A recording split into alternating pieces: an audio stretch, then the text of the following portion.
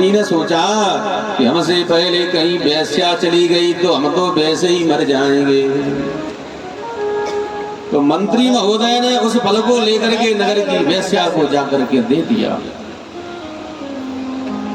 लेकिन धन्य है उस नगर की वेश्या के लिए। जो नगर की वेश्या थी वो मन में विचार करने लगी कि हमारा जीवन तो वैसे ही बेकार है, हम इस फल को खा करके क्या करेंगे। इस फल को तो नगर के राजा को दे दिया जाए। सज्जनों, वो ही फल लौट करके राजा भर्तरी के पास पहुंच गया।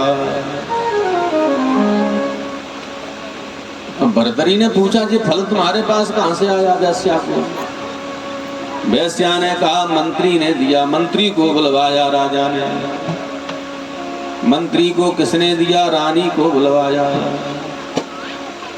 राजा अपनी रानी से कहने लगे, रानी हम तुमसे प्रेम करते हैं और तुम किसी और से प्रेम करती हो, और तुम जिससे प्रेम करती हो वो किसी और से प्रेम करता है। उसी पल उसी क्षण भरतरी महाराज अपने राज सिंहासन को छोड़ करके जंगल में चले गए। कहने लगे कि दिक्कतांच मदन और दिक्कतांच काम। अरे संसार में कोई किसी का नहीं है कि कोहू ना काऊ, सुख दुख कर दाता और निज कृत्य कर्म भोग फल।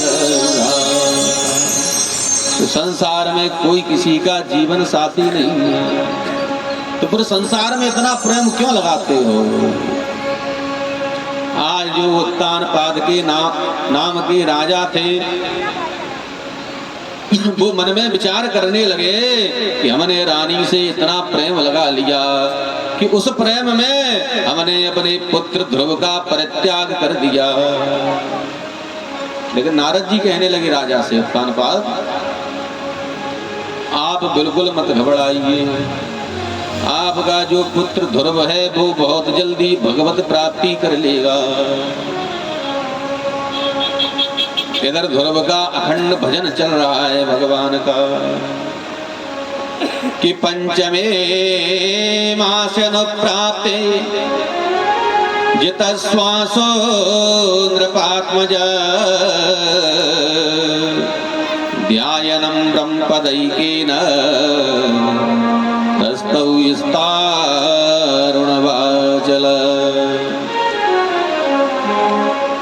आज जैसे ही पंचवा महीना ध्रुव को भजन करना प्रारंभ हुआ सज्जनों, तो ध्रुव ने खाना पीना सब कुछ छोड़ दिया, भगवान का अखंड भजन करने लगे ध्रुव।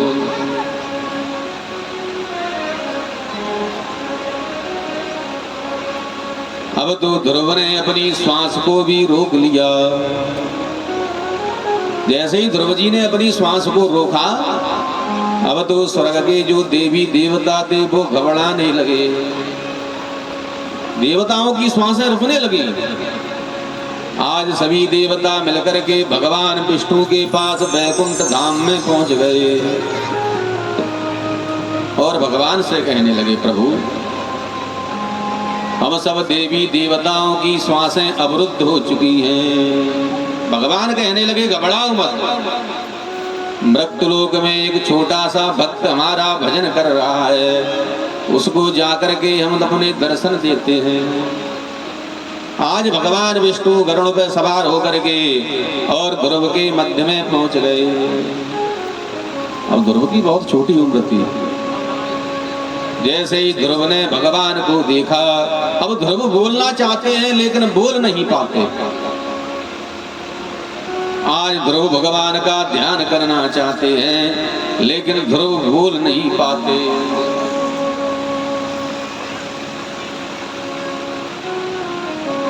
इतने में भगवान ने ध्रुव के कपोलों से शंख को लगा दिया। जैसे ही भगवान ने ध्रुव के कपोलों से अपने शंख को लगाया, अब तो ध्रुव सुंदर वेद वेदांग की स्तुति करने लगे।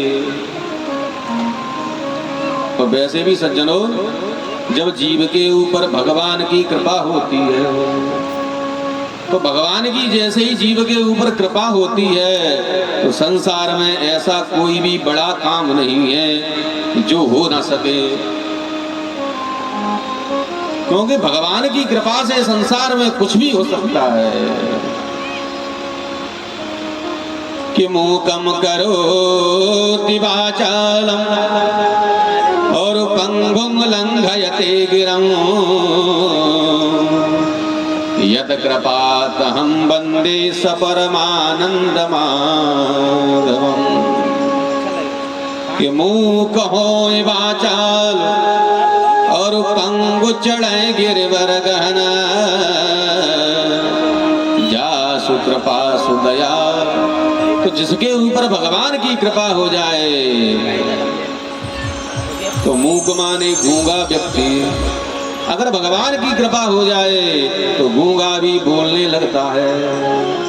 पंगुं लंघयते गिरं, और जो पैरों से ना चलने वाला व्यक्ति दौड़ लगा सकता है। भगवान की अगर कृपा हो जाए तो आज ध्रुव के ऊपर सुंदर भगवान की कृपा हो गई। अब तो ध्रुव ने सुंदर भगवान की स्तुति की। भगवान ध्रुव से कहने लगे, बेटा वरदान मांग लो, क्या मांगना चाहते हो? ध्रुव से कुछ सीख लो। आज ध्रुव भगवान से कुछ भी नहीं मांग रहे। जब संतों के पास जाओ, मंदिरों में जाओ, तो जाकर के कभी कुछ मांगो मत, क्योंकि जो एक पिता होता है वो सब जानता है हमारे पुत्र को किस चीज की जरूरत है, किसकी नहीं है। तो संतों के पास जाओ, मंदिरों में जाओ, कभी कुछ भी मत मांगो। बिना मांगे ही सब कुछ मिल जाएगा। कहो आपने जाकर के मंदिर में कुछ मांगा, तो कहो आपने कोई छोटी चीज मांगी हो, और भगवान कहीं आपको बड़ी वस्तु देना चाहते हो, इसलिए भगवान के सामने जाकर के कभी मत मांगो, क्योंकि भगवान तो घट घट में वास करने वाले हैं सज्जनों। आज ध्रुव से भगवान बार बार कहने लगे, बेटा कुछ मांग लो, कुछ मांग लो, कुछ मांग लो।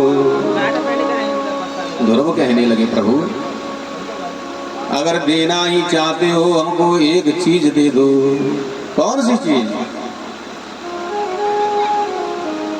कि अरतन धर मन काम रति और गति न चहो निर्वाण। हरि जन्म जन्म सिया राम जी पद और यह वरदान।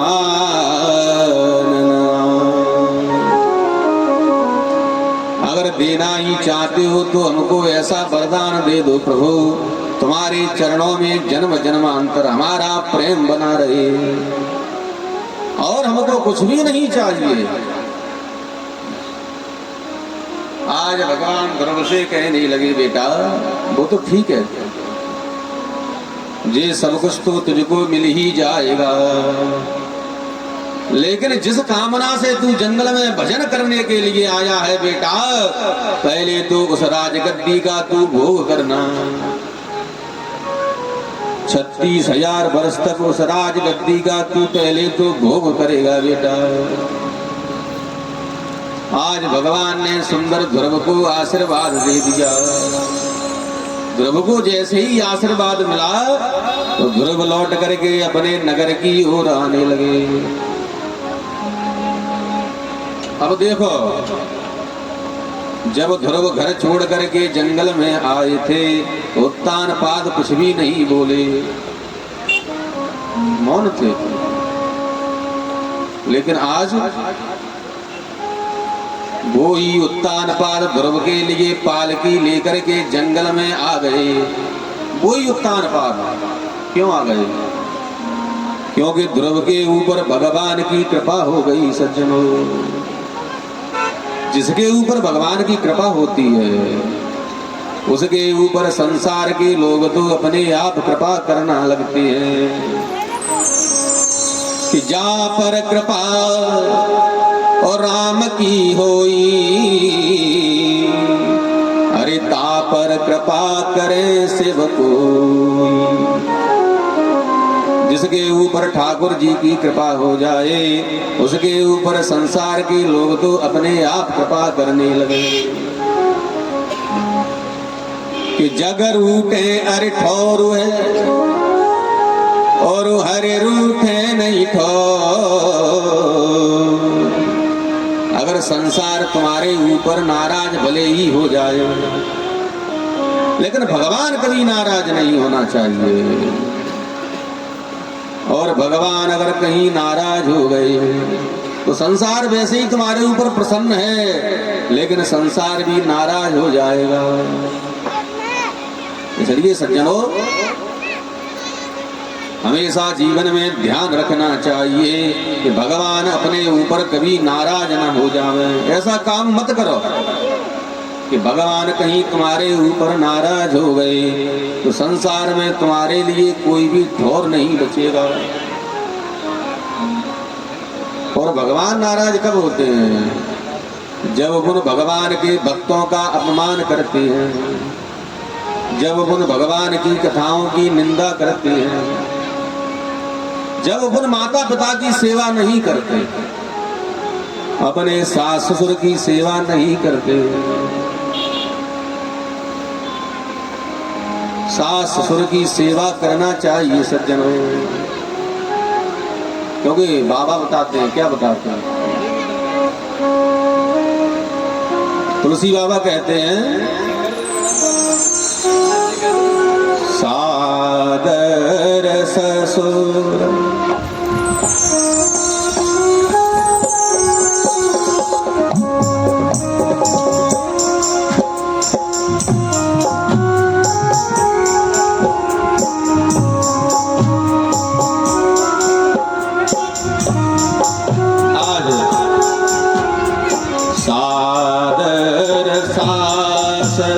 ससुर पद पूजा सादर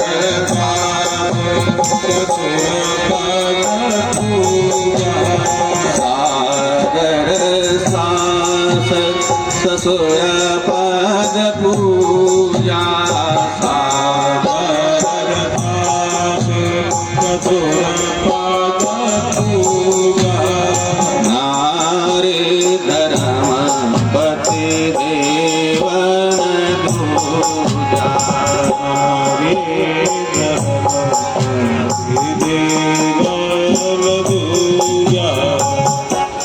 तो सुंदर सास ससुर की सेवा करना चाहिए, क्योंकि बाबा तुलसीदास जी बताते हैं एक बार क्या हुआ, एक जगह सुंदर भगवान की भागवत की कथा चल रही थी। तो पहले समय में आप लोगों ने देखा होगा बूढ़ी मैया कथा सुनने के लिए ज्यादा आया करती थी, बहनें हमारी बहुत कम आती थी पहले। तो एक सास में बहू में झगड़ा चल रहा था 6 महीने से। तो अब देखो कथा तो प्रसंग बदलता रहता है, अभी कुछ और प्रसंग है, कल कुछ और हो जाएगा। तो सास बहू में 6 महीने से बोला चाली नहीं थी, पूरी 6 महीना। पंडित जी ने मंच से कहा सादर सास ससुर पद पूजा और नारी धर्म पति देवन दूजा। बहू के लिए सबसे बड़ा धर्म होता है कि सास ससुर की पूजा करे, सेवा करे। पंडित जी ने जैसे ही मंच से कहा तो शाम को आरती हुई, कथा का समापन हुआ तो सासुल माता घर पहुंच गई और घर जाकर के बहू से बड़े प्रेम से कहने लगी, बेटा पंडित जी बड़ी अच्छी कथा कह रहे हैं, कल तू मेरे साथ में चलना। और बहू सोचने लगी कि माता जी कभी नहीं कहती, लेकिन आज कहते कह रहे हैं, कुछ ना कुछ कारण है। और दूसरे दिन सास बहू दोनों कथा पांडाल में आ गए, दोनों बैठ गए आकर। लेकिन दूसरे दिन कथा का जो प्रसंग था वो ही बदल गया, टॉपिक चेंज हो गया। आज पंडित जी के मुंह से निकल पड़ा, क्या निकल पड़ा कि बधू लड़किनी पर घर आई और राखियो नयन पलक की नाम। आज पंडित जी ने मंच से कह दिया बधू लड़किनी पर घर आई। जब बहू घर आती है तो बहू की ऐसी देखभाल करना चाहिए सास को, कैसी कि राखियो नयन पलक की नाई। जैसे पलक नैनों की रक्षा करते हैं ऐसे ही सास को बहू की देखभाल करना चाहिए। अब प्रसंग ही बदल गया। पंडित जी ने तो जहां तक मंच से कह दिया, कहां तक कि सियन दीन पग आगे न कठोरा।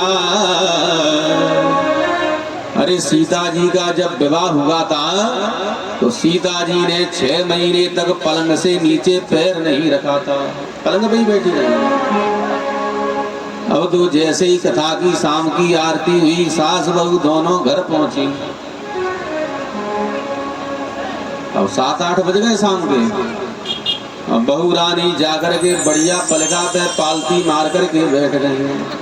सास पूछने लगी बेटा आज घर में भोजन पानी होगा कि नहीं होगा।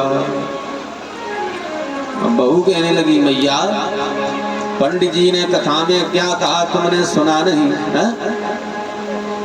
पंडित जी ने कहा सियन दीन पग। सीता जी का जब विवाह हुआ था तो सीता जी ने 6 महीने तक पलंग से नीचे पैर नहीं रखा।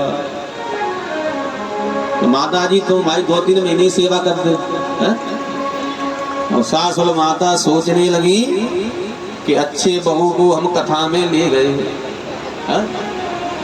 तो देखो कथा प्रसंग बदलता रहता है, आज कुछ और है कल कुछ और है। तो वैसे सुंदर अपने सास ससुर की सेवा करना चाहिए और माता पिता की सेवा करना चाहिए, क्योंकि शास्त्रों में लिखा है मातृ देवो भव पितृ देवो भव। जिन घरों में माता पिता की सेवा होती है उन घरों में कभी कष्ट नहीं होता, संकट नहीं आते, क्योंकि सबसे बड़े जो भगवान हैं वो तो अपने माता पिता हैं।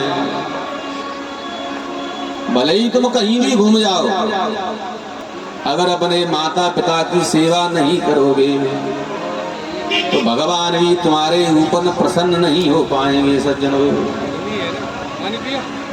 और माता पिता के चरणार बिंदों की सेवा करोगे तो भगवान भी तुम्हारे ऊपर प्रसन्न हो जाएंगे। तो धन्य है ध्रुव के लिए। तो ध्रुव महाराज ने जैसे ही भगवत प्राप्ति की आज ध्रुव जी लौट करके कंप्लीट चालू अपने राजभवन में आ गए। मोबाइल चालू करो। लेकिन धन्य है ध्रुव के लिए। आज ध्रुव सबसे पहले किसके पास मिलने के लिए पहुंचे? ध्रुव जी सबसे पहले अपनी मैया सुरुचि के पास पहुंचे, जबकि सुरुचि ने कहा था तुम घर छोड़ करके चले जाओ जंगल में भगवत प्राप्ति के लिए। लेकिन ध्रुव जी फिर भी आज मौसी से मिलने के लिए सबसे पहले पहुंचे। क्यों पहुंचे? क्योंकि अगर मौसी कट वचन ध्रुव से नहीं कहती तो ध्रुव को भगवान की प्राप्ति नहीं होती। गुजरात प्रवासी न्यूज। जैसे हमारे राघवेंद्र प्रभु जब वनवास पूर्ण करके अयोध्या नगरी में लौट करके पधारे थे, लाइक कर देना। तो राघवेंद्र प्रभु सबसे पहले केकई के भवन में मिलने के लिए पहुंचे कि प्रभु जानी केकई ल जानी वो प्रथमता सुग्रह गए भवानी। सबसे पहले राम जी कैकेयी के भवन में पहुंचे थे और राम जी ने जाकर के सबसे पहले कैकेयी मैया को प्रणाम किया। उसके बाद में अपनी मैया के यहाँ राम जी गए। क्यों गए थे? क्योंकि जब तक कैकेयी वरदान नहीं मांगती तो राम जी का वनवास नहीं होता, और वनवास नहीं होता तो असुरों का प्रभु संहार कैसे कर पाते।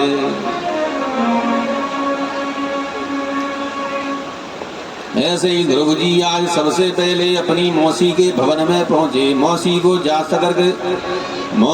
जाकर के साष्टांग प्रणाम करने लगे। अब तो ध्रुव जी लौट करके अपनी मैया के पास आ गए।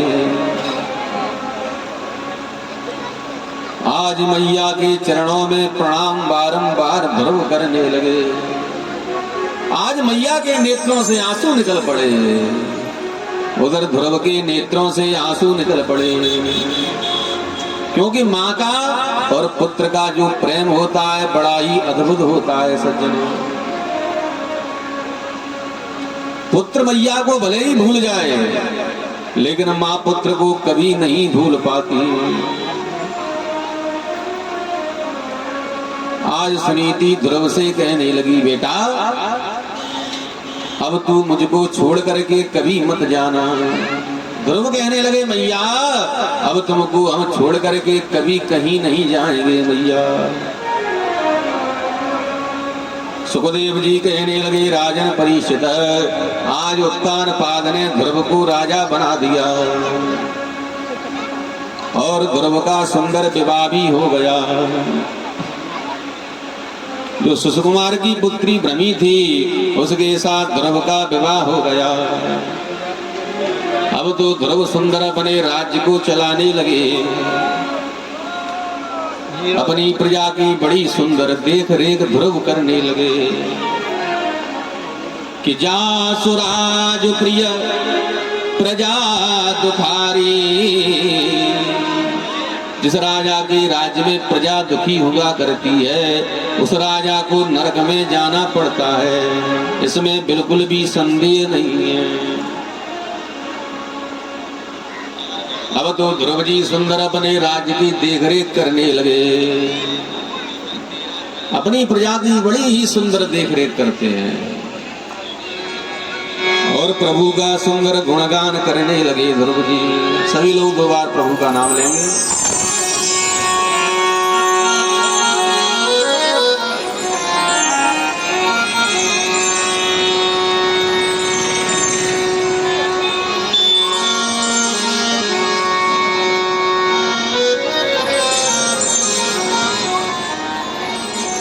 मोबाइल चालू करो। श्री राधे राधे गोविंद गोविंद राधे राधे राधे गोविंद गोविंद राधे राधे राधे राधे गोविंद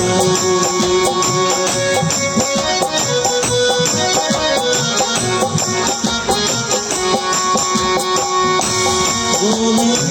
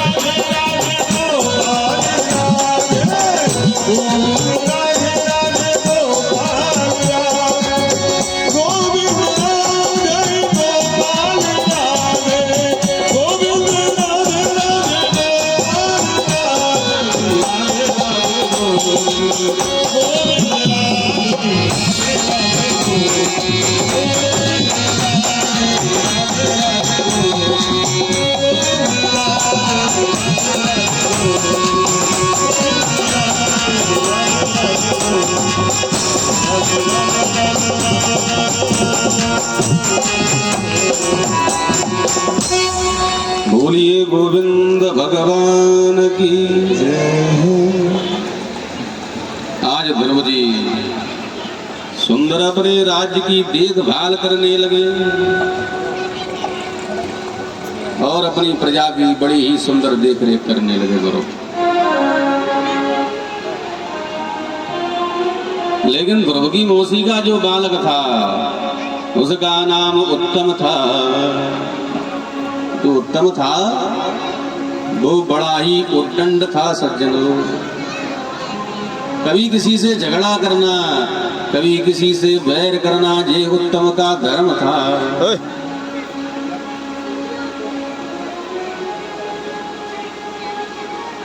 अब तो उत्तम भी धीरे धीरे बड़ा होने लगा।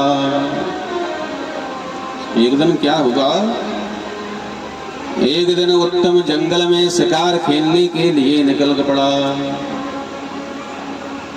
आप लोगों ने देखा होगा कि जब जब राजा महाराजा जंगल में शिकार खेलने के लिए निकलते हैं तब तब राजाओं के ऊपर बड़े बड़े संकट आए थे। इतिहासों को खोल करके देख लो। जब दशरथ महाराज जंगल में शिकार खेलने के लिए गए तो उन्होंने जो बाण था वो रण में दिया, लेकिन जाकर के श्रवण कुमार में बाण पड़ा था सज्जनों।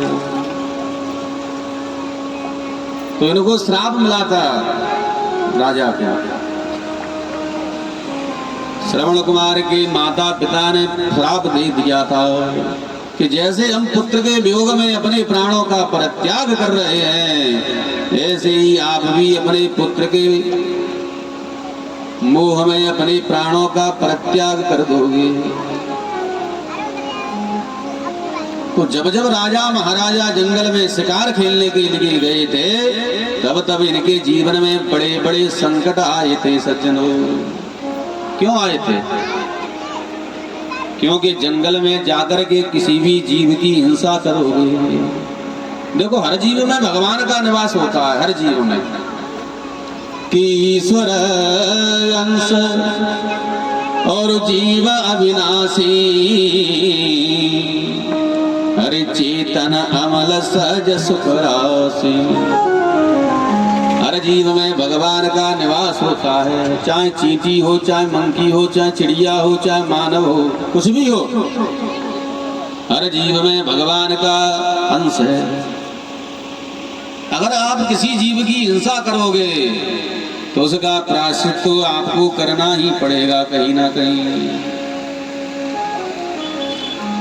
क्योंकि अगर बुरा कर्म करोगे तो बुरा फल मिलेगा। कि कराम प्रधान और विश्व कर राखा, अरे जो जस करहि सो तस फल चाखा। सब कर्मों का खेल है सज्जनों। जो उत्तम महाराज थे जे एक बार जंगल में शिकार खेलने के लिए चले गए। तो जैसे ही जंगल में शिकार खेलने उत्तम पहुंचे तो इनका यक्षों से झगड़ा हो गया।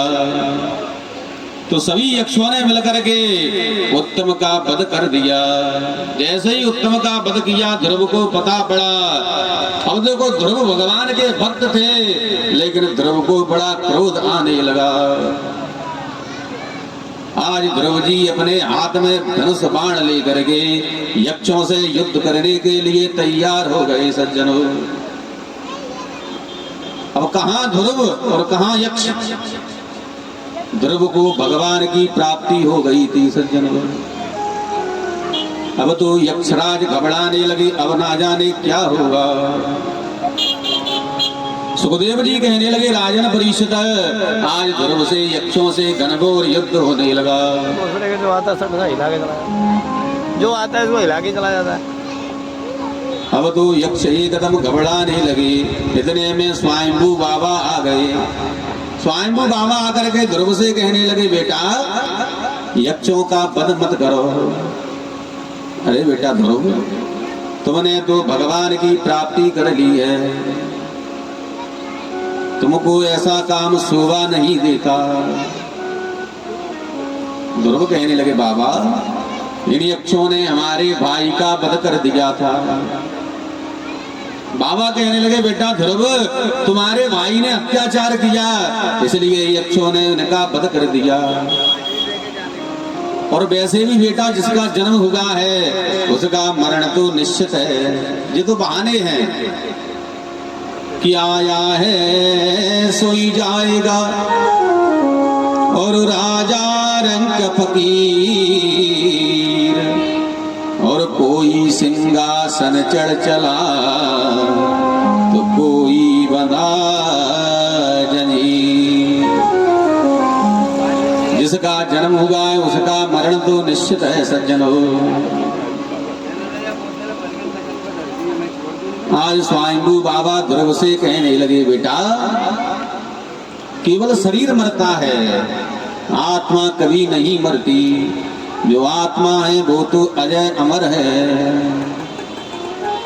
कि नैनम छिन्दन्ति शस्त्राणि नानैनम दहति पावका। गीता जी में लिखा है कि जो आत्मा है वो तो अजय अमर है, आत्मा कभी नहीं मरती। अरे बेटा ध्रुव जी शरीर केवल नष्ट हो जाता है। आज स्वयंभू बाबा आकर के ध्रुव को सुंदर ज्ञान देने लगे। कहने लगे बेटा ध्रुव निर्दोष जीवों की हिंसा मत कर दो। अगर निर्दोष जीवों की तू हिंसा करेगा तो तुझको उसका प्रायश्चित भी करना पड़ेगा।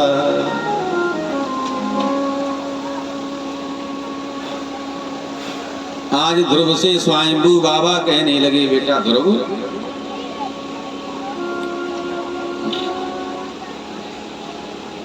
जो उत्तमता उसने गलत कर्म किया उसका उसको फल मिल गया। देखो भगवान किसी को फल नहीं देते, भगवान किसी का बुरा नहीं करते। कुछ लोग कहते हैं ना कि भगवान ने ऐसा कर दो। अरे भगवान कभी किसी का बुरा नहीं करते। भगवान के पास इतना समय कहाँ है कि तुम्हारा बुरा करेंगे वो।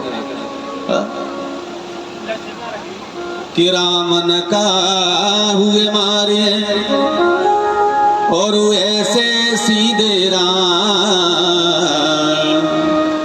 और अपने आप मर जात हो सोई कर कर खो। भगवान किसी को दंड नहीं देते। जीव जैसा कर्म करता है उसको वैसा फल मिलता है।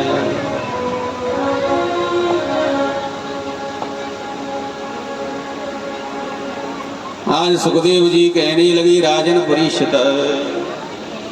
अरे राजन परीक्षित आज स्वयंभू बाबा ने ध्रुव को सुंदर समझा दिया। और ध्रुव से बाबा ने कहा बेटा ध्रुव तू कहाँ चक्कर में पड़ गया। अरे बेटा तू ध्रुव तू तो भगवान का भजन कर। जितना भगवान का भजन करेगा उतना ही जीवन में आनंद आता रहेगा। क्योंकि जो भगवान का नाम है और भगवान का भजन है वो कभी नष्ट नहीं होता।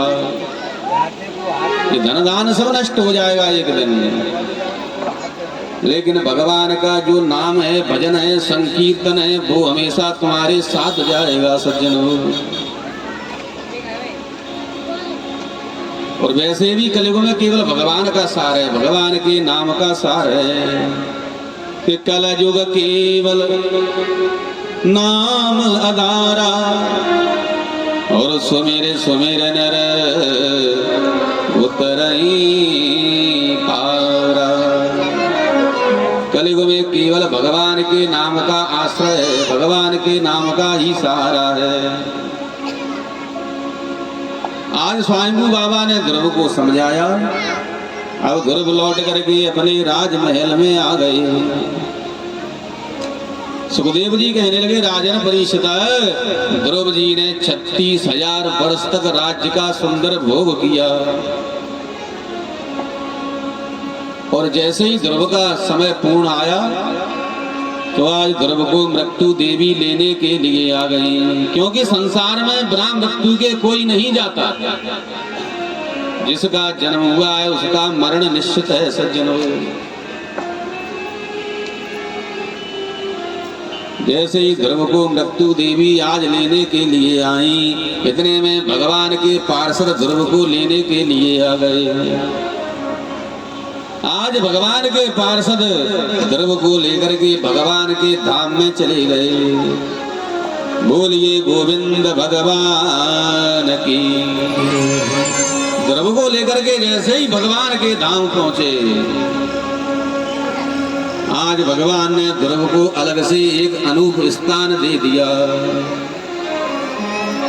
आप लोगों ने देखा होगा एक ध्रुव तारा आज भी नजर आता है, वही ध्रुव का स्थान है।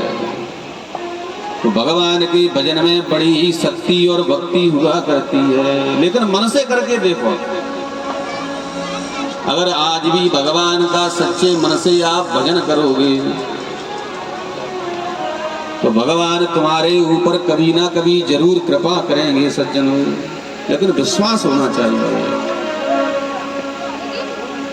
बोलिए गोविंद भगवान की।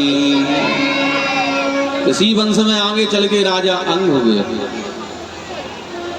और इसी वंश में आगे चल करके राजा बैन हो गए।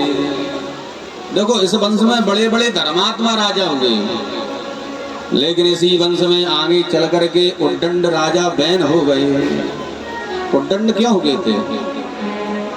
कि बैन की जो मैया थी उनका नाम सुनीता था, और जो सुनीता देवी थी वो मृत्यु की कन्या थी, मृत्यु देवी की। तो जिस समय बैन का जन्म हुआ था, उस समय बैन की मैया का ध्यान अपनी मैया के यहाँ पहुंच गया, यमराज के यहाँ पहुंच गया। तो इसलिए जो बैन था वो उद्दंड बन गया, क्योंकि मन का सब खेल है। अंतमति सगति, जहां तुम्हारा मन होगा उसी योनि में तुमको जाना पड़ेगा। आगे भरत की कथा आएगी, जड़ भरत महाराज की। तो जो बैन नाम के राजा थे वो बड़े ही उद्दंड बन गए सज्जनों। संत ब्राह्मणों का अपमान करने लगे। अब जैसे ही संत ब्राह्मणों का अपमान करने लगे तो संत ब्राह्मण भगवान से अपनी डोर लगाने लगे। और वैसे भी आप लोगों ने सज्जनों देखा होगा कि जब जब संसार में अत्याचार बढ़ता है तो भगवान का किसी न किसी रूप में अवतार भी होता है। लेकिन भगवान का अवतार किसके लिए होता है? कि विप्रधैन सुर संत हित और लीन मनुज अवतार, और निज इच्छा निर्मत तनो माया गुण गोपाल। तो संत ब्राह्मणों की रक्षा करने के लिए बार बार भगवान अवतार लेते रहते हैं। विप्रधैन सुर संत, विप्रधैनु सुर माने देवता और संत। जब जब इनके ऊपर संकट आते हैं तब तब भगवान किसी ना किसी रूप में अवतार भी ले लेते हैं। जो बैन नाम का राजा था, इसने अपने पूरे राज्य में डंका पिटवा दिया कि जितने भी संत ब्राह्मण हैं वो भगवान की पूजा नहीं करेंगे, वो सब हमारी ही पूजा करेंगे। और आप लोगों ने देखा होगा जब जब इंसान भगवान बनने की चेष्टा करता है तो फिर उसका बहुत बुरा हाल होता है। सब काम करो लेकिन भगवान बनने की कोशिश कभी मत करो, क्योंकि जो भगवान है वो केवल एक है, परब्रह्म परमेश्वर। अगर उनकी भगवान बनने की चेष्टा करोगे तो समझ लो फिर क्या होगा। जो राजा बैन थे जो भगवान बनने की चेष्टा करने लगे, संत ब्राह्मणों से कहने लगे हमारी पूजा करो, हमारा पूजन करो, हमारा सम्मान करो।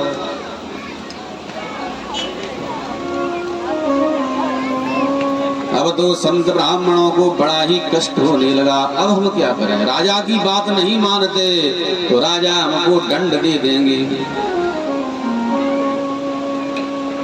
तो सभी संत महात्मा एक दिन विचार ही कर रहे थे। इतने में सज्जनों क्या हुआ, इतने में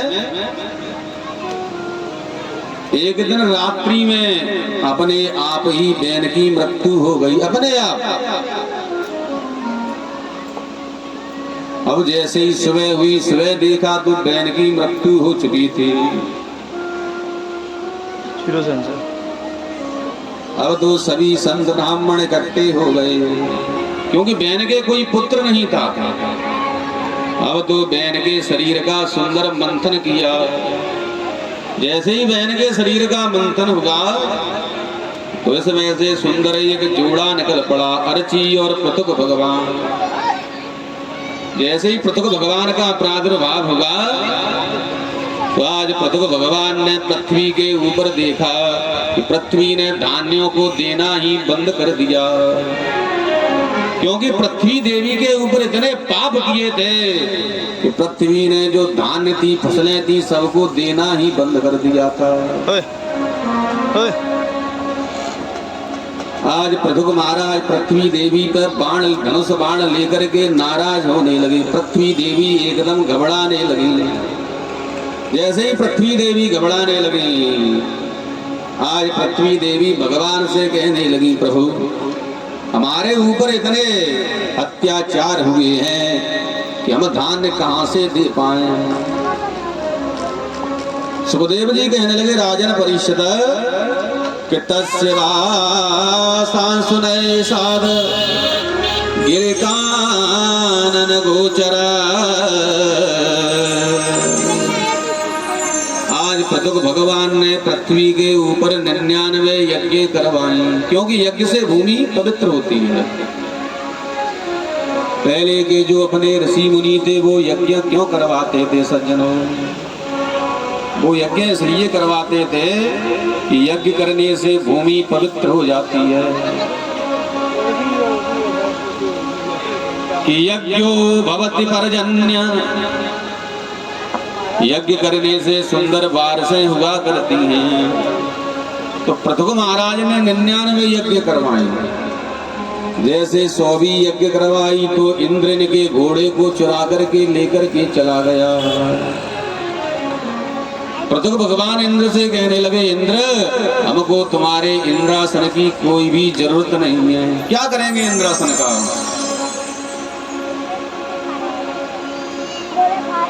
पृथुक भगवान ने सुंदर यज्ञ करवाई। यज्ञ करवाने के बाद फिर अपने धाम के लिए लौट करके चले गए। बोलिए गोविंद भगवान की। एक भजन गाओ बढ़िया सुंदर का।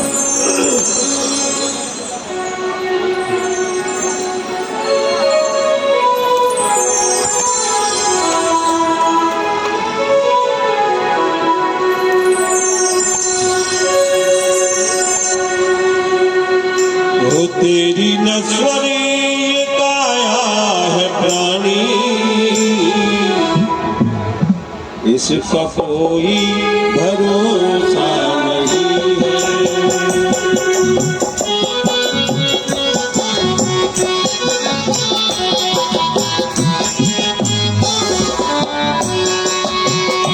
तेरी नश्वरी काया है प्राणी, इसका कोई भरोसा नहीं है।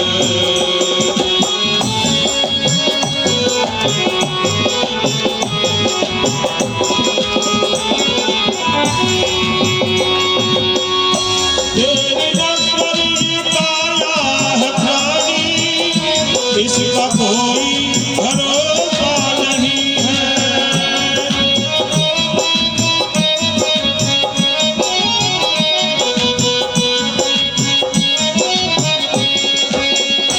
तेरी नश्वरी काया है प्राणी, इसका कोई भरोसा नहीं है। 4 दिन की तेरी जिंदगानी, हो इसका कोई भरोसा नहीं है।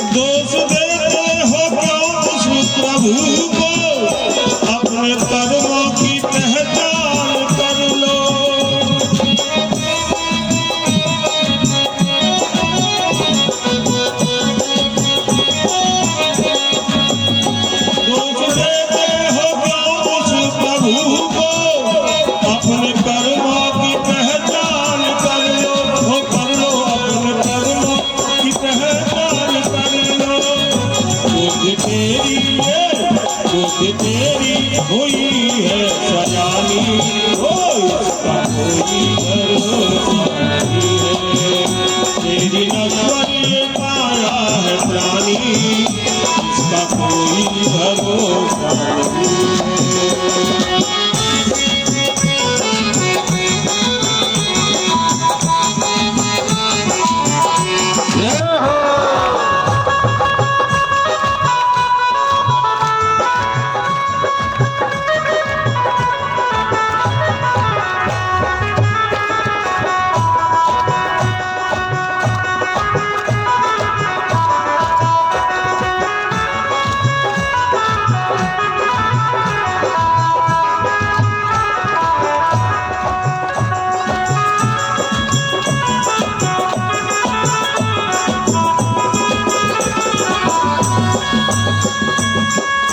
जिसने पैदा किया इस जहां में, वो ही सबकी व्यवस्था करेगा।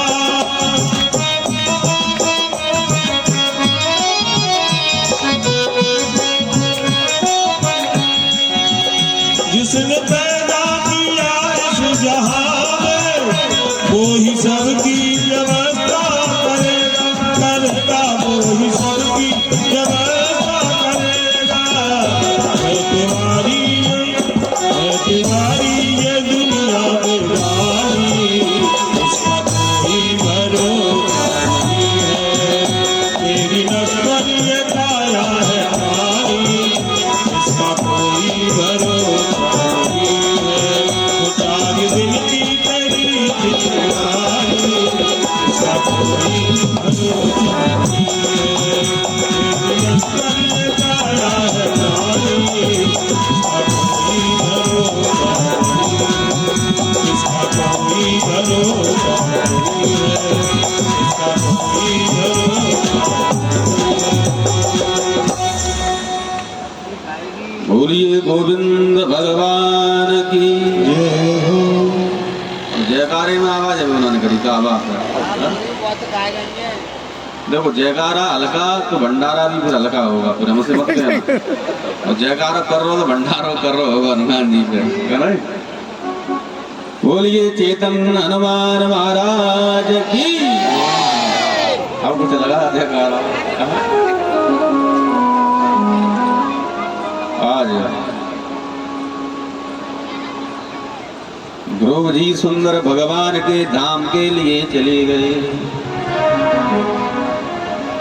देखो भगवान के भजन में बड़ी ही शक्तियां हुआ करती हैं सज्जनों, लेकिन विश्वास से होना चाहिए, प्रेम से होना चाहिए। क्योंकि जहाँ प्रेम है वहीं भगवान है, और जहाँ विश्वास नहीं है, जहाँ प्रेम नहीं है, वहां पर भगवान ही नहीं है सज्जनों। कि हर व्यापक सर्वत्र समाना, और प्रेम ते प्रगट होई में जाना। तो भगवान का तो हर जगह निवास है, लेकिन जहाँ प्रेम है वहीं भगवान का वास है। तो ध्रुव के प्रसंग से हमको सुंदर शिक्षा मिलती है सज्जनों। जैसे ध्रुव ने अपने जीवन में संकल्प ले लिया, वैसे ही हम आप सभी जीवन में संकल्प लेंगे कि 24 घंटे में ज्यादा नहीं तो 1 घंटे तो भगवान का भजन हम करेंगे ही। तो ध्रुव की तरह अगर जीवन में संकल्प ले लोगे तो आपका भी जीवन एकदम बदल जाएगा ध्रुव की तरह। बेटा गिरना। आज सुखदेव जी से राजा परीक्षित जी कहने लगे, गुरुदेव आपने उत्तानपाद के वंश का तो वर्णन कर दिया, लेकिन उनसे बड़े जो भाई प्रियव्रत थे उनके वंश का तो वर्णन अभी तक नहीं कर पाए। उनका भी गुरुदेव वर्णन कर दीजिए। आज सुखदेव जी कहने लगे, राजन परीक्षित, जो प्रियव्रत नाम के राजा थे बड़े ही प्रतापी राजा थे, अपने प्रजा की बड़ी सुंदर देख रेख किया करते थे।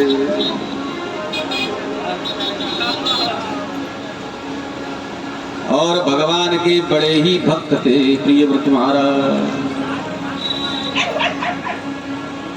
सूर्यदेव की बड़ी ही सेवा किया करते थे। आगे से तो सूर्यदेव ने प्रसन्न होकर के प्रियव्रत महाराज को एक सुंदर दिव्य रथ दे दिया। उस रथ में 7 पहिए लगे हुए थे। एक बार प्रियव्रत महाराज ने उस रथ को लेकर के सारे संसार की परिक्रमा की। ले चालू तो रथ के पहियों से जो 7 लकीरें खिंच गई, उन्हीं 7 लकीरों में 7 समुद्र बन गए। इतने भारतीय राजा थे। रेटिंग ये तो लाइव चल रहा है। इसी वंश में आगे चल के अत्रि नाम के राजा हुए। इसी वंश में आगे चल कर के ऋषभदेव नाम के राजा हुए। जो ऋषभदेव नाम के राजा थे सज्जनों, इनके 100 पुत्र थे। उनमें सबसे बड़े भरत नाम के पुत्र थे। सबसे बड़े पुत्र भरत महाराज थे। तो ऋषभदेव महाराज ने भी बहुत समय तक राज्य का भोग किया। अंत में भरत को राजा बना दिया। जो भरत जी थे, ये भगवान के बड़े ही भक्त थे। जगह नहीं हो रहा खड़े होने। सुखदेव जी कहने लगे, राजन परीक्षित, भरत महाराज का पंचजननी से विवाह हो गया। अपने राज्य की बड़ी ही सुंदर देख रेख करने लगे भरत महाराज। बड़ी सुंदर देख रेख कर रहे हैं। बहुत समय तक अपने राज्य की देखभाल की। बुढ़ापे में आकर के भरत ने भी अपने पुत्र को राजा बना दिया इधर आ। और घर छोड़ करके जंगल में भगवान का भजन करने के लिए चले गए। आज भरत महाराज जंगल में आकर के एक सुंदर आश्रम पर निवास करने लगे। थोड़ी पब्लिक आने दो, कल से करें ना। और सुबह शाम भगवान के चरणार बिंदों में अपने मन को लगाते रहते हैं। किरे मन गोविंद में लग जाइए, पूरे मन गोविंद में लग जाइए। अरे सुध बुध की रत भाग्य अपनी, और आय पर सोई सही। आज भरत महाराज ने अपना मन प्रभु के चरणार बिंदों में लगा दिया। सज्जनों, जैसे ही प्रभु के चरणार बिंदों में मन को लगाया, तो रोजाना जंगल में जाकर के हरे हरे पुष्प लेकर के भगवान को समर्पण करते हैं।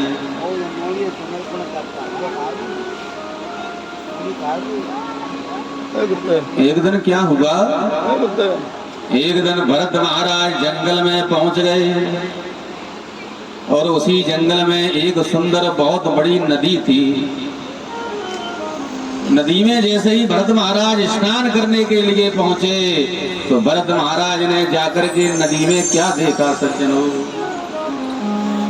भरत महाराज ने जाकर के नदी में देखा कि उसी नदी में भरत जी स्नान कर रहे थे। उसी नदी में एक हिरणी जल पी रही थी।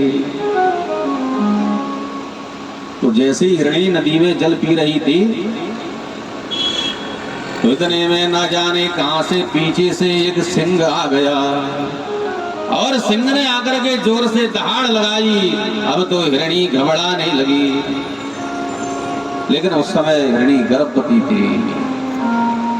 हिरणी के गर्भ में बालक था। उस समय हिरणी आज घबराती हुई अपने प्राणों को बचाने के लिए उस नदी की छलांग लगा गई।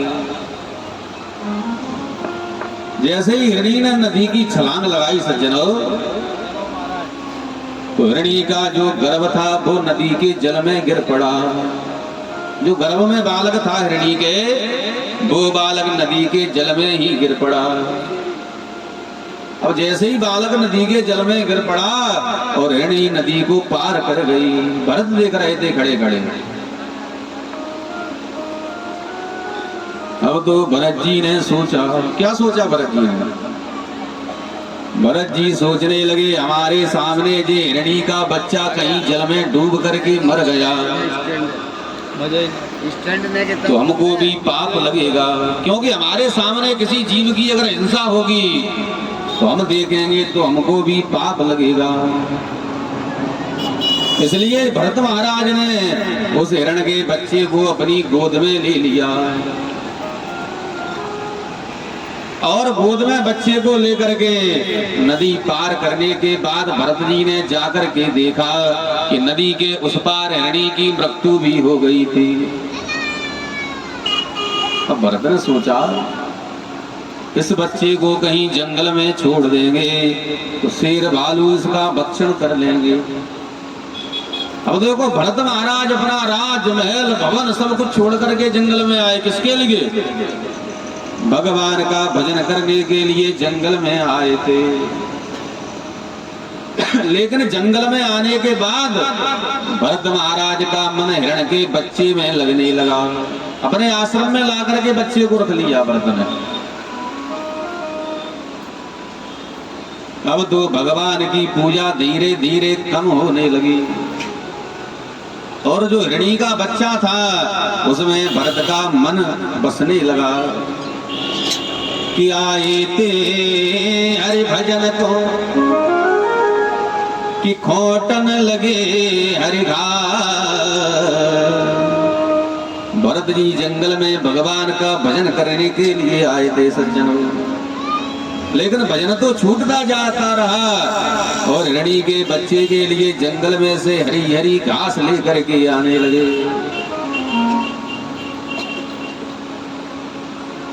संसार में प्रेम ज्यादा मत करो। अगर संसार में ज्यादा प्रेम करोगे तो इसी संसार में फंस करके रह जाओगे। अगर प्रेम करना है तो केवल हमारे गोविंद से कीजिए, श्याम सुंदर से प्रेम कीजिए,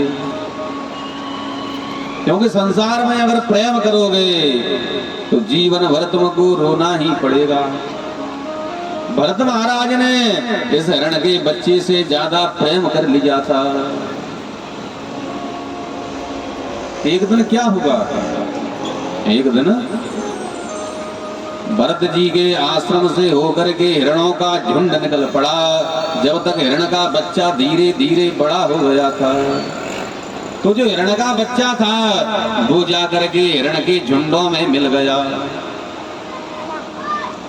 और जैसे ही बच्चा हिरण के झुंड में जाकर के मिला, बच्चा चला गया। लेकिन भरत का मन उस बच्चे में लगा हुआ है कि बच्चा न जाने कैसा होगा, कौन सी अवस्था में होगा। भरत महाराज का मन उस हिरण के बच्चे में लग चुका है। सुखदेव जी कहने लगे, राजन परीक्षित, अब तो धीरे धीरे भरत का अंत समय आ गया। अंतमति सगति, अंत समय तुम्हारा जहाँ पर मन होगा, जिस योनि में मन होगा उसी योनि में तुमको जाना पड़ेगा। इसलिए कथाओं से कुछ सीख लो। संसार में ज्यादा मन मत लगाओ। अगर मन लगाना है तो केवल प्रभु के चरणार बिंदों में लगा लो। अब जो भरत महाराज थे उन्होंने हिरण के बच्चे से इतना प्रेम, इतना मोह लगाया कि अगले जन्म में भरत को जाकर के हिरण बनना पड़ा।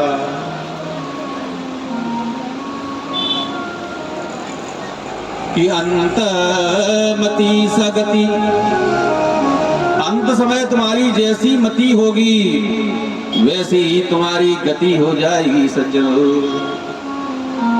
भरत महाराज अगले जन्म में जाकर के हिरण बन गए, लेकिन भरत को सब याद है। भरत को पता था पहले हम भरत नाम के राजा थे, लेकिन हिरण से प्रेम किया इसलिए हमको हिरण बनना पड़ा। अब तो हिरणों के झुंडों के साथ रहते हैं, लेकिन भरत जी मौन रहते हैं। एक दिन हिरण का जो झुंड था उस जंगल में अपने आप आग लग गई। जितने भी हिरण थे सभी जल करके राख की ढेरी बन गए। अब तो भरत जी का तीसरी बार एक ब्राह्मण के घर में जाकर के जन्म हुआ सज्जनों। लेकिन भरत जी को याद सब कुछ है। भरत जी सोचने लगे कि पहले हमने हिरण से प्रेम किया, इसलिए हमको हिरण बनना पड़ा, लेकिन अब किसी से प्रेम नहीं करेंगे। अगर प्रेम करेंगे तो केवल भगवान से करेंगे। अब तो ब्राह्मण कुल में जाकर के भरत का जन्म हुआ।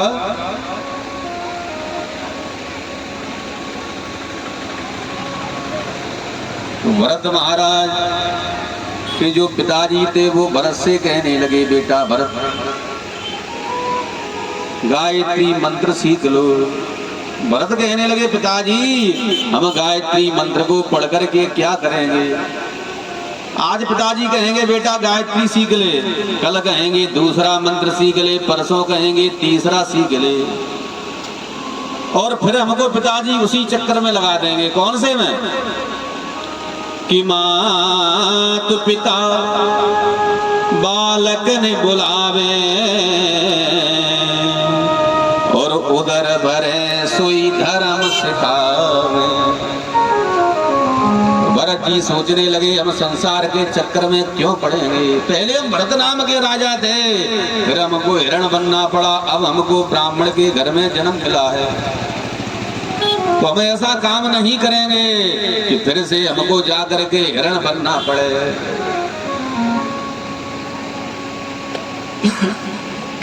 आज भरत जी मन में विचार करने लगे कि हम पांडित कर्म नहीं करेंगे।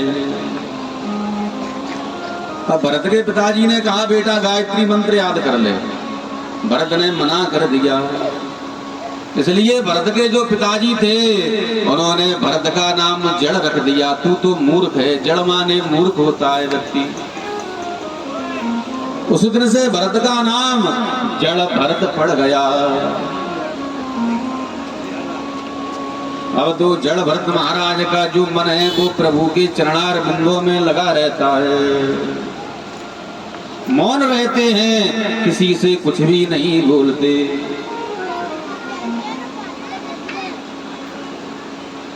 जड़ भरत महाराज की सभी जितने भी भाई थे सभी के विवाह हो गए, लेकिन केवल भरत महाराज ने किसी के साथ विवाह नहीं किया था, क्योंकि जानते थे विवाह करेंगे फिर उसी चक्कर में।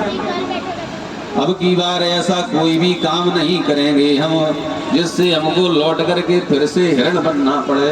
उनको याद था सब कुछ, लेकिन भरत के ऊपर भगवान की कृपा थी। सज्जन हो, भरत जी की जो भाभियां थी वो सोचती थी कि भरत के भैयाओं को बढ़िया निपनिया दूध पिलाते हैं, लेकिन भैया फिर भी दुबले पतले थे जड़ भरत के। लेकिन जड़ भरत को रूखी सूखी बासी कूसी रोटी दिया करती थी इनकी भाभियां। लेकिन फिर भी जो जड़ भरत महाराज थे उनका शरीर बड़ा ही सुंदर था। क्यों था? क्योंकि जड़ भरत के ऊपर भगवान की कृपा थी। सज्जन हो, कि तुलसी बिरवा बाग की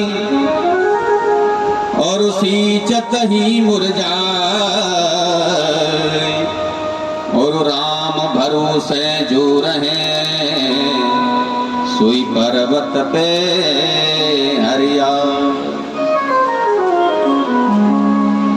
आप लोगों ने देखा होगा बड़े बड़े पर्वतों के ऊपर हरे भरे वृक्ष बने रहते हैं, और माली कछवारी करता है तो कछवारी कभी कभी सूख जाती है। कि राम भरोसे जो रहे हरे पर्वत पे हरिया। जो भगवान के भरोसे रहता है वो पर्वत पे भी जाकर के हरा भरा बना रहेगा।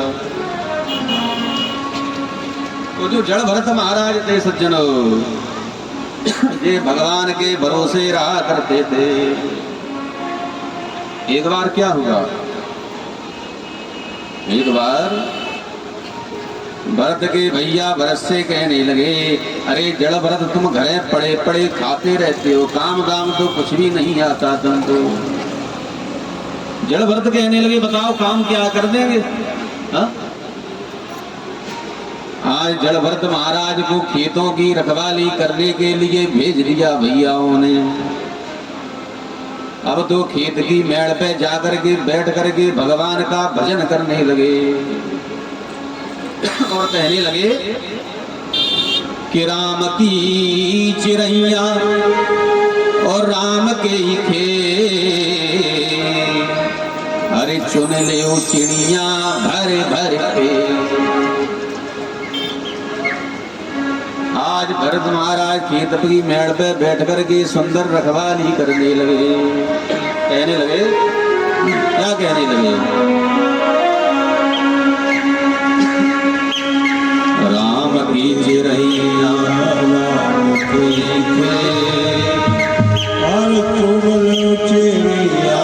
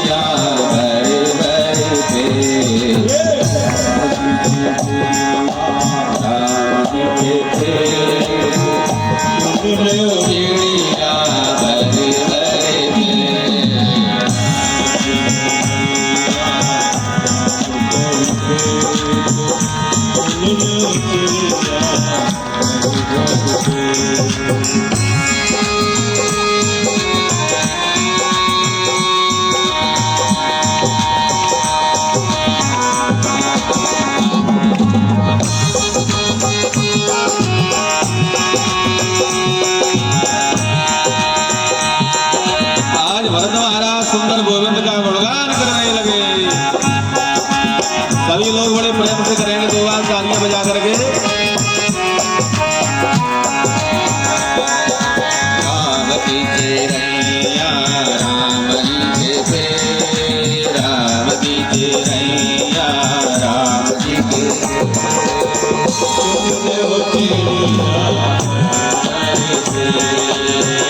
चुन लो चिड़िया भरे भरे।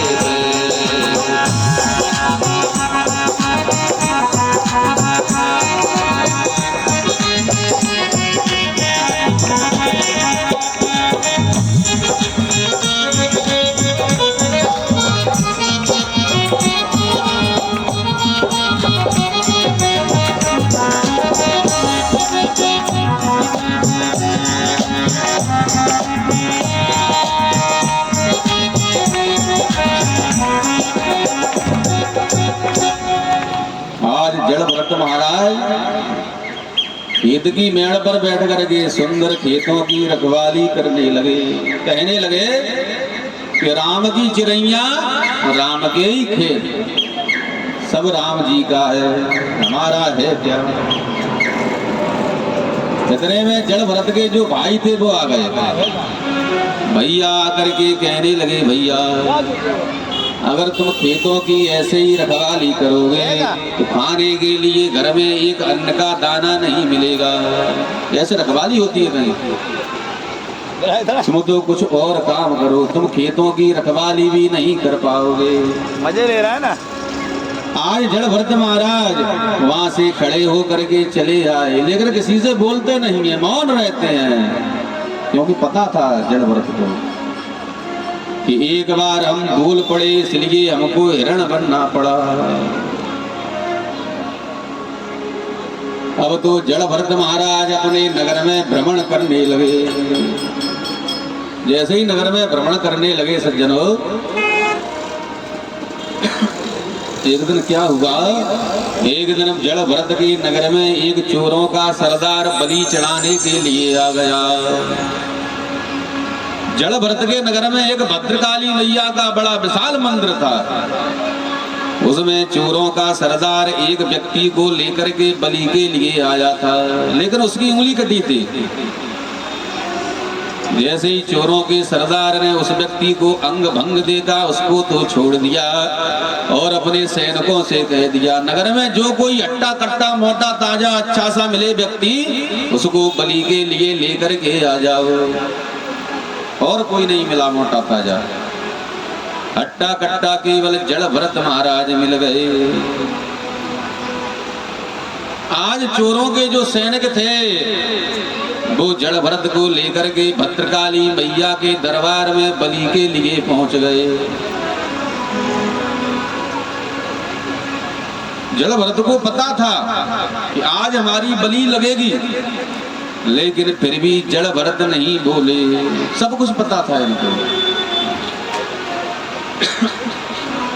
आज चोरों के सरदार ने इनको सुंदर दूध से दही से स्नान करवाया और सोने के आभूषण पहनाए जड़ भरत को। आज जड़ भरत की बलि का सुंदर नंबर आ गया। जैसे ही चोरों का सरदार भद्रकाली मैया के दरबार में जड़ भरत की तलवार से बलि लगाने लगा, जैसे ही तलवार का जड़ भरत के ऊपर इसने प्रहार किया, इतने में भद्रकाली मैया आज सोच में पड़ गई। भद्रकाली सोचने लगी, कहीं हमारे दरबार में हमारे भक्त की बलि चढ़ गई तो फिर संसार में हमारी पूजा कौन करेगा।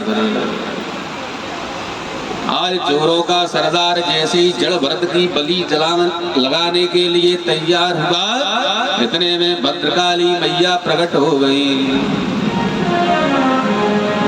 कि जयंती मंगला काली और भद्रकाली कपालिनी और दुर्गा क्षमा शिवा रात्रि स्वाहा सुधा नमोस्तुते। बोलिए भद्रकाली मैया की। इतने में भद्रकाली मैया प्रकट हो गई। चोरों का जो सरदार था उसके हाथ में जो तलवार थी, उस तलवार को मैया ने उसके हाथों से छीन लिया और मैया ने उसी तलवार से जो चोरों का सरदार था उसका वध कर दिया। लेकिन आज फिर भी जड़ भरत नहीं बोले, मौन है, किसी से कुछ नहीं बोले।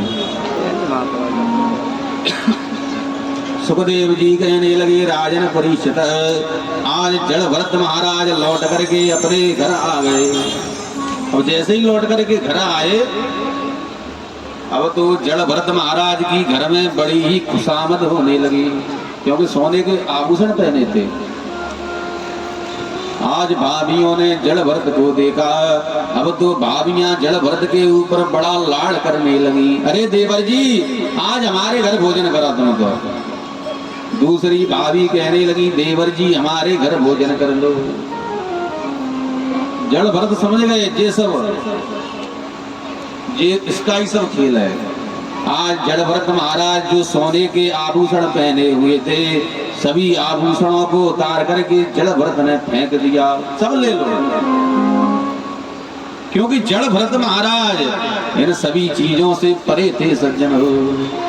पता था उनको ये किसी के साथ जाने वाला नहीं है।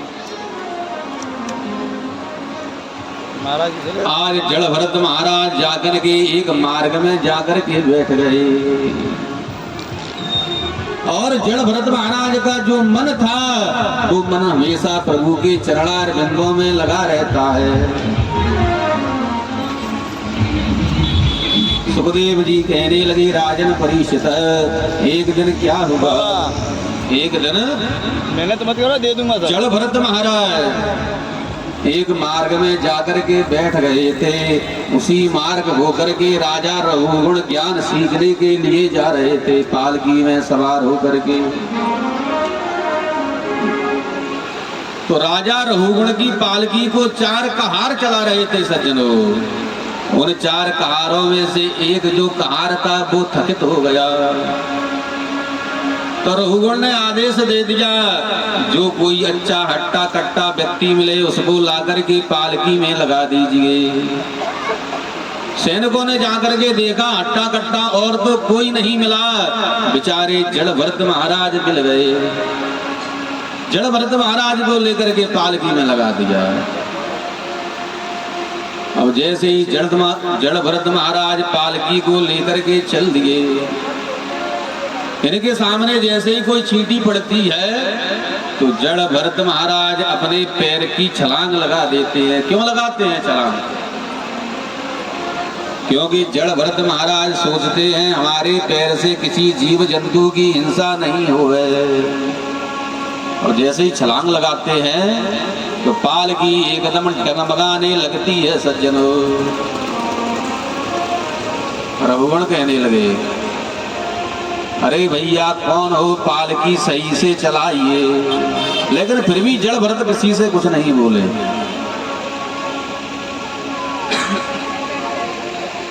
आज फिर से इनके सामने चींटी आई, पैरों के सामने फिर से जड़ भरत महाराज ने जोर की छलांग लगा दी। सज्जनों, फिर से पालकी हिलने लगी। क्लियर है, क्लियर है, सही। अब तो रघुगण जोर जोर से नाराज होने लगा। रघुगण कहने लगा, मूर्ख व्यक्ति, तुझको ये नहीं पता इस पालकी में कौन बैठा है? हा? अरे इस पालकी में राजा रघुगण बैठे हुए हैं और तुझको बिल्कुल मरने का डर नहीं है? हा? इतने में जड़ भरत बोल पड़े। वैसे नहीं बोले जड़ भरत, लेकिन आज बोल पड़े। क्यों बोल पड़े जड़ भरत? जड़ भरत ने आज सोचा हमारे कंधे के ऊपर रघुगण बैठ गया और फिर भी रघुगण का कहीं कल्याण नहीं हुआ तो इसके साथ में संसार में हमारी भी अपकीर्ति हो जाएगी। इसलिए जड़ भरत बोल पड़े। जड़ भरत कहने लगे, अरे राजा रघुगण, तुम किसको दंड दे सकते हो? संसार में दंड देने वाला तो केवल एक ही है, परब्रह्म परमेश्वर। अरे राजा रघुगण, तुम मारने की बात करते हो, तुम किसी को नहीं मार सकते। मारने और बचाने वाला तो संसार में कोई और है। जैसे ही जड़ भरत ने ये बातें रघुगण से कही तो रघुगण को बढ़ाने लगा। आज रघुगण सोचने लगा कि हमको ऐसा लगता है जी कोई ब्राह्मण देवता है। रघुगण कहने लगा, क्या कहने लगा कि ना हम विसंगे सुरराज वज्रा न जस्त्रशूला यमस्य दंडा। ना तो हमको यमराज के वज्र का डर है, ना इंद्र के वज्र का डर है, ना भगवान के त्रिशूल का डर है। कहीं आप ब्राह्मण देवता नहीं हो, क्योंकि हमको ब्राह्मण का बड़ा ही डर लगता है।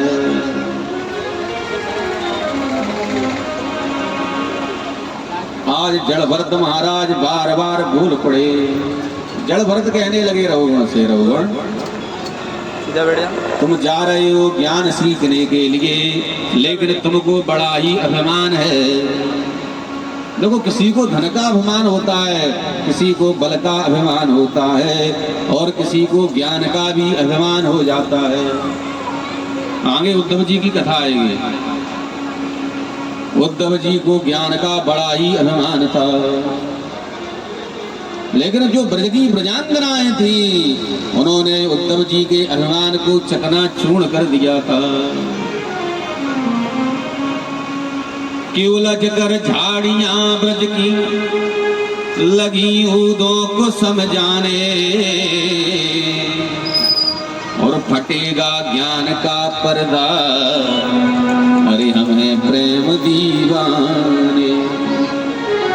तो जो ब्रज की ब्रजांगनाएं थी उन्होंने उद्धव जी के अभिमान को चकनाचूर कर दिया था। सज्जनों, उद्धव जी ज्ञानी थे, ज्ञान का इनको बड़ा ही अभिमान था।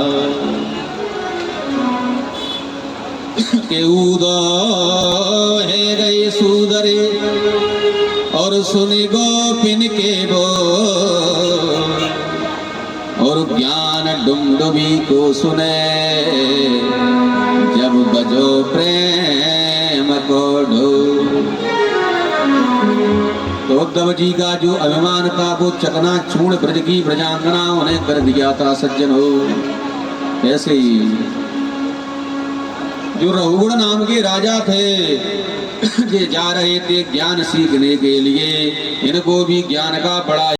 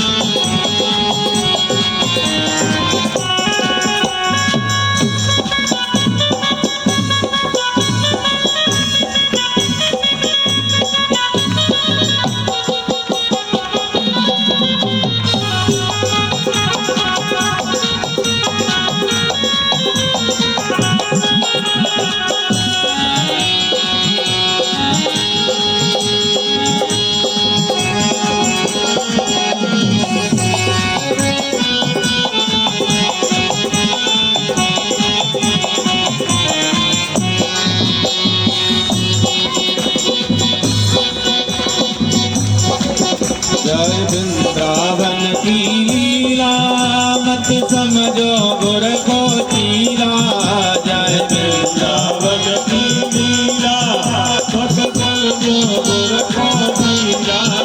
जय वृंदावन की लीला मत समझो गुर को चीला। जय वृंदावन की लीला मत समझो गुर को चीला। मेरे से मुनि गया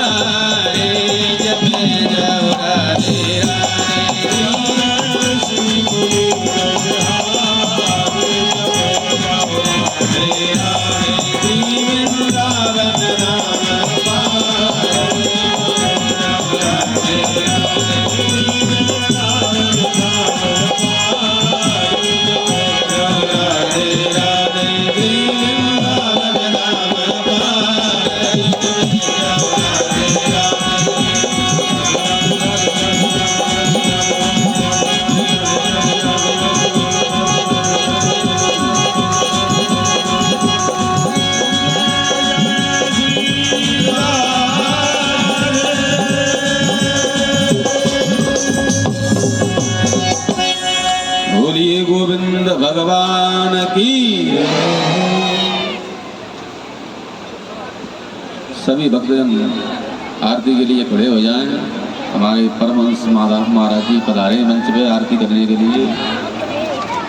अब यह निकाल ले ऊपर जंबे खड़े जाओ, मंच बनाइयो आरती लंबाई करते रहे।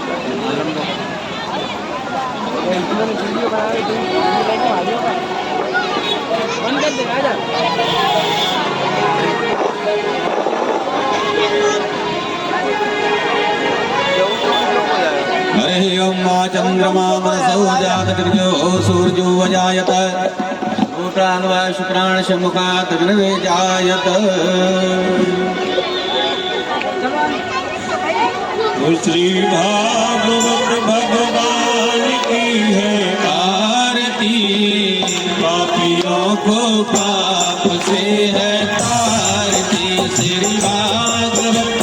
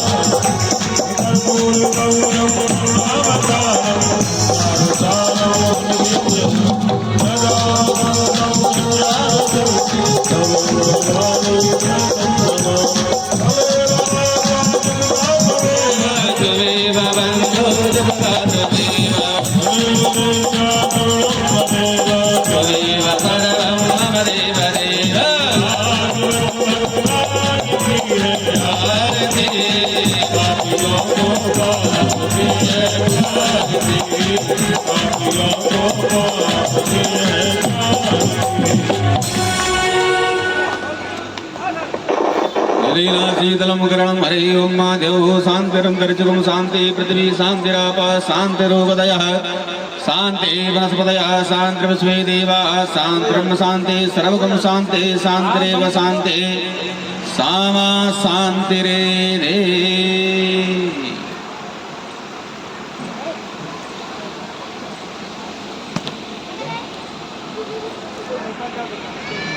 चलो सभी को फूल दे दो, एक खाली रख दो नीचे।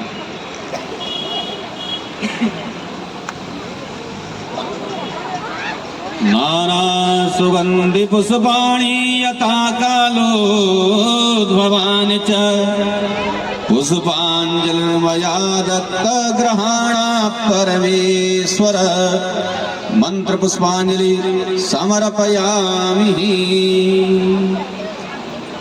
बोलिए श्रीमद् भागवत महापुराण की, सुखदेव जी महाराज की, परीक्षित जी महाराज की, चैतन्य हनुमान महाराज की। जय जय श्री राम, जय जय श्री राम, जय जय श्री राम। नमः पार्वती पतये हर हर महादेव। बोलिए शंकर भगवान की। सभी भक्तजन अपने अपने स्थान पर बैठ जाएं। आरती और प्रसाद लेकर ही सभी लोग जाएंगे। अपने अपने स्थान पर आराम से बैठ जाएं।